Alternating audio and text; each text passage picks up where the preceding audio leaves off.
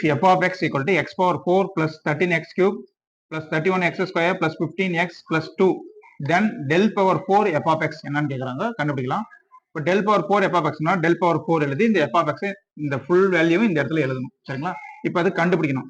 இப்போ அதுக்கு formula del power n x power n இப்படி இருந்துச்சுன்னா ஃபேக்டோரியல் n, அதாவது இந்த எண்ணும் இந்த எண்ணும் ஈக்குவலா இருந்துச்சுன்னா ஆன்சர் வந்து என்னது, ஃபேக்டோரியல் n ஞாபகம் வச்சுங்க. சரிங்களா? சப்போஸ் இந்த x power del power n x power n minus 1 இருந்துச்சுன்னா அதோட வேல்யூ 0. இந்த n விட இங்க n இருக்குன்னா இங்க அதை விட கம்மியா இருந்துச்சுன்னா n minus 1 n minus 2 n minus 3 அந்த மாதிரிலாம் இருந்துச்சுன்னா அதோட வேல்யூ வந்து 0. சரிங்களா?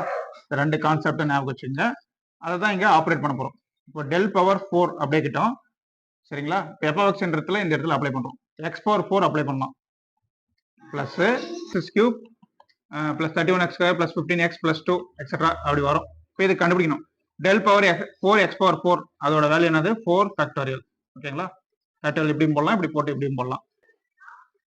நெக்ஸ்ட் டெல் பவர் 4 இன்ட்டு 13x பவர் 3 வரும். அது வந்து இந்த 4 விட அந்த பவர் இருக்கிற 3 கம்மியா இருக்கு, அதனால அது 0 ஆயிரும். இங்க 0 ஆயிரும், இது 0 ஆயிரும், இது 0 ஆயிரும், எல்லாமே 0 ஆயிரும்.